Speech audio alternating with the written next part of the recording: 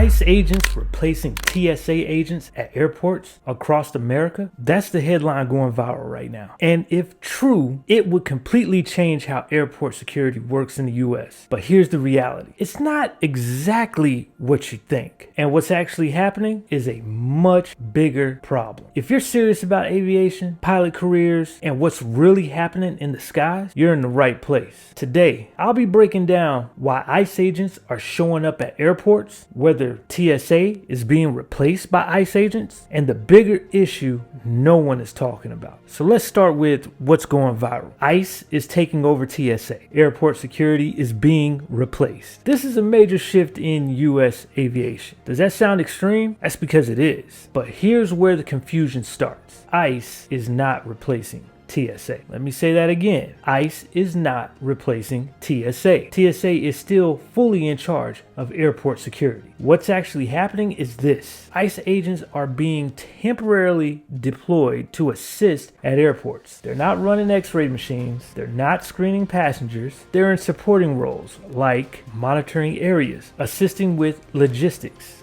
freeing up TSA officers to stay on checkpoints. This is where things get serious. The reason ICE is even being brought in is because TSA is facing a huge staffing crisis. We're talking hundreds of agents quit, massive amounts of call-outs, officers working without pay in a lot of areas, and security lines stretching hours long. This isn't about ICE. This is about a system under pressure. This situation is tied to a much bigger issue, and that issue is government funding problems.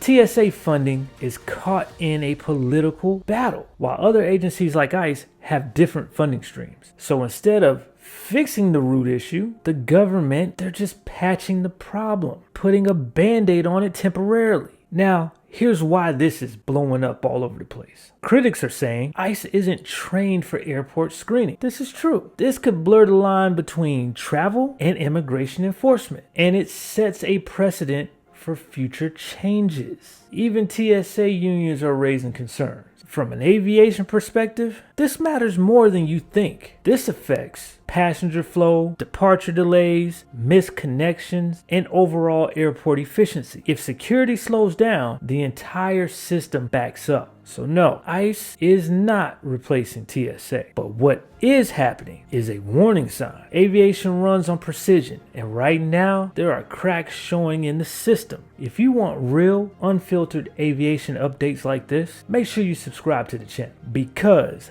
I'll keep breaking stuff down before it hits mainstream. I'm Brian, your flying mentor, and I'll catch you on the next one.